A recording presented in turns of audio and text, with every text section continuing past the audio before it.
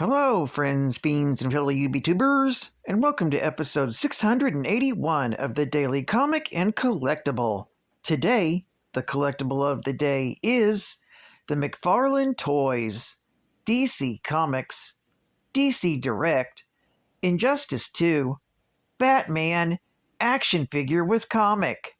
Even after he's been exposed to the world as Batman, Bruce Wayne keeps his vow to avenge his parents' death by fighting for justice. He refuses to execute his enemies, believing that once he crosses that line, he's no better than the cowards he battles.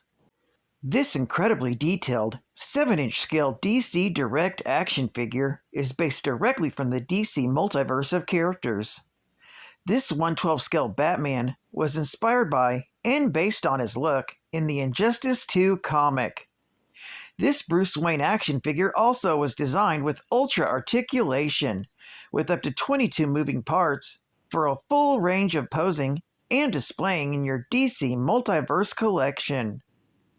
Accessories include the Injustice 2 Batman action figure and base, plus 2 signature batarangs.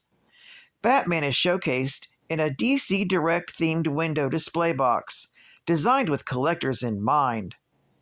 Box also includes a collectible comic of Injustice 2 that the figure is based on, as well as a collectible art card with figure photography on the front and a character biography on the back.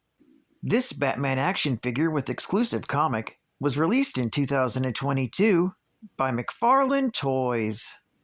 Now, the comic of the day is Detective Comics, Volume 1, issue number 828, with the cover date of April 2007, with story by Paul Dini, art by Don Kramer, and cover by Simone Bianchi. This story is titled Shark Bite. The story opens with the Riddler showing up at Bruce's masquerade party for a museum's annual fundraiser being held on Bruce's yacht. Bruce is slightly annoyed with having to put up with the Riddler. We see Bruce's friend Matthew, who clearly has had too many to drink. Suddenly, Bruce hears a cry for help, and Matthew has fallen overboard. Bruce dives in the water. He sees Matthew's motionless body already surrounded by several sharks. Bruce calls for his bat sub from the bottom of his yacht in order to help him fend off the sharks and make a quick escape.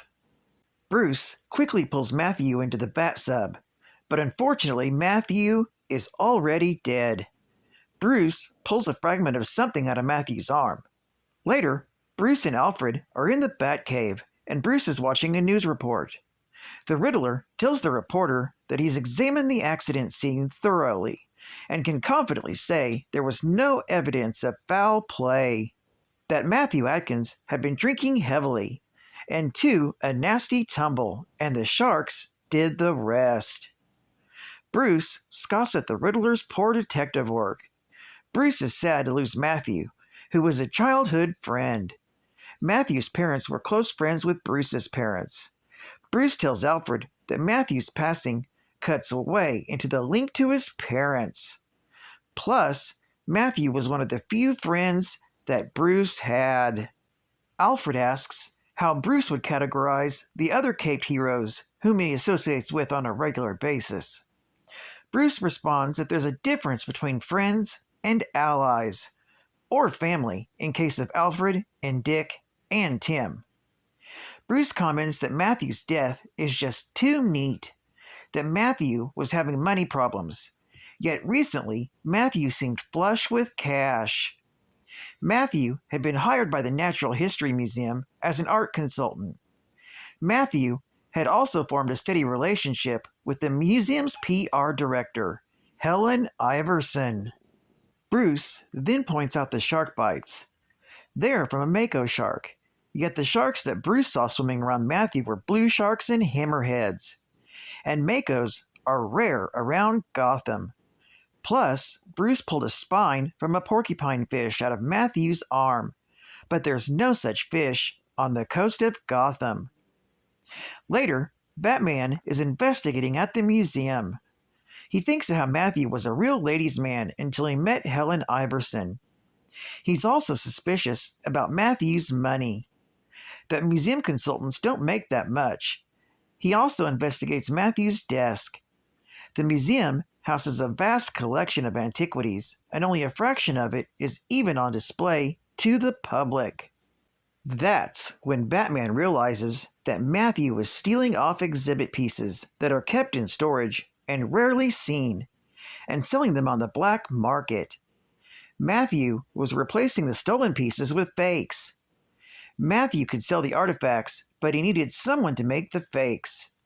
He then deduces that that person was Simon Brooks, who worked in the restoration section of the museum. Suddenly, Batman hears a scream. He heads to another part of the museum and sees the Riddler knocked out cold. He then is attacked by a man in a Kiribati Island warrior costume. The two end up brawling with each other. The thug begins to get the upper hand on Batman. However, the Riddler regains his consciousness. He grabs a bow and arrow from a display and lights the arrow on fire, and shoots the man in the Kiribati Island warrior costume. Batman ends up extinguishing the flames, and then the Riddler punches out the costumed man. The Riddler then chuckles over the fact that the Batman saved his hide, and then the Riddler saved the Batman's hide. He then asks Batman if the shark bites tipped him off about the costume thug they caught. Batman tells the Riddler that the cut wounds were too straight to be made from shark teeth, that Matthew's body was cut and thrown into the water, and that blood attracted the sharks. Plus, the mysterious spine from the porcupine fish that Batman found in Matthew's arm tipped Batman to the man that they just captured being at the costume party, dressed as a Kiribati Island warrior, with a helmet made from dried porcupine fish. Batman suddenly grabs the spear that the thug had been using and throws it at a shadowy figure that had snuck onto the scene carrying a gun. It's Helen Iverson. It was Iverson who kept museum officials in the dark while Matthew looted the museum pieces. Then Simon Brooks would make the fakes. Batman then tells him that Simon Brooks is the man in the Kiribati Island warrior outfit, and is also Matthew's killer. Evidently, Matthew threatened to blackmail Helen and Simon unless they gave him a bigger cut of the profits. Batman then heads out of the museum and leaves the Riddler to play the role of the Glory Hound and to deal with the police and media. This story is continued in Detective Comics, issue number 829. Geek Fact: Detective Comics is an anthology comic featuring detective characters, both superhero and civilian. The longest-lasting character in Detective Comics was Batman. From the time of his debut, in issue number 27, from May of 1939, the Caped Crusader was almost always the star of the cover and lead story. Detective Comics has remained in publication longer than any other DC Comics title, and indeed, the very name DC was taken from its initials. And in March 2019, Detective Comics became only the third American comic book in history to publish 1,000 issues. Bonus Geek Fact: Batman, in most of his incarnations, is a dark and grim hero with a personal vendetta against criminals. Traumatized by the death of his parents, Batman has sworn to rid Gotham from the criminal elements that took his parents from him. He's very paranoid and obsessed, which often makes it difficult for him to trust other people that aren't Alfred, the Robins, or the Batgirls. Despite this, Batman has proved to have a great love for humanity, which was instilled by his parents. Batman's oath of vengeance is tempered with the greater ideal of justice. He refrains from killing as he feels this would make him no better than the criminals he fights. He is also a very prominent member of the Justice League and the founder of the Outsiders. To protect his secret identity, Batman has constructed a fake persona that he can use in his civilian identity. To the world at large, Bruce Wayne is a self-absorbed, superficial, irresponsible playboy and philanthropist. Only his closest allies know that this attitude is just an act.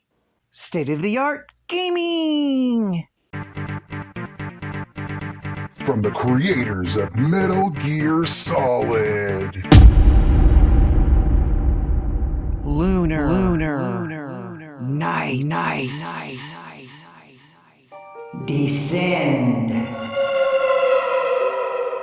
into the gothic world of lunar nights. Take control of two adventures on a quest to rid their world of evil. Guided by the moon and sun, Lucian and Aaron must explore their land, improve their skills, solve puzzles, and uncover the mystery of the dark force that threatens the whole universe. Available for Nintendo DS. Only on Konami. And finally, fact. Edward Nashton, who later changed his name to Edward Nygma, is the supervillain known as the Riddler. His signature gimmick was committing high-profile crimes and giving clues or hints to law enforcement. This had made him an enemy of the Batman in Gotham City. The riddles are a compulsive obsession to prove he's smarter than others, and this has made him an occasional patient in Arkham Asylum. Edward was born into a broken home. His mother was absent, and his father was abusive. Edward was profoundly intelligent and would pass tests with apparent ease, something that his father, out of jealousy, couldn't or wouldn't believe. He therefore attributed his success to cheating and started beating him to keep him out of trouble or to stop him from lying. Out of abuse, Edward developed a compulsion that he became known for.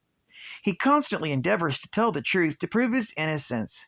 This is where his obsession with riddles comes from. Unfortunately, the abuse is also a main factor that drove him mad and to a life of crime. The Riddler was sent into a coma when he was hit in the head by the Shining Knight's mace. When the Riddler awoke a year later, without his obsessive-compulsive fixation for riddles, but still possessed his greater knowledge and intellect, and enormous ego. He also suffers from memory loss, forgetting his own name for a while, and not remembering that Bruce Wayne is Batman. But he is suspicious. With the Penguin's advice, he was reformed and then became a private investigator, at which he legally develops even more of a fortune. He was finally on the right side of the law, using his great talents for the good of the people. This is when he became involved in the ship-bound murder mystery alongside Batman, and helped deduce out part of the mystery. In the end, they both did their part in solving the crime, and have become hostile allies. He is then hired by Bruce Wayne to find an experimental drug stolen from Wayne Enterprises. In the end, with the help of a reformed Harley Quinn, he gets the drug back and returns it to its rightful owners. During his time as detective, word about Batman's death had started to spread. As crime became more violent in Gotham, he was approached by Penguin, who wanted Nygma's service as an investigator to find the new Black Mask, who started operating in Gotham. To help his investigation, he recruited Harley Quinn, and later Poison Ivy joined their efforts. On the quest, Riddler became the man who helped Quinn, Ivy, and Catwoman to become a team. Well, I'd like to thank you for joining me for another Daily Comic and Collectible, and I hope to see you again Thursday, due to a doctor's appointment. This is Cat Fan Comics Man, and I'll catch you on the flip, baby. Over and out.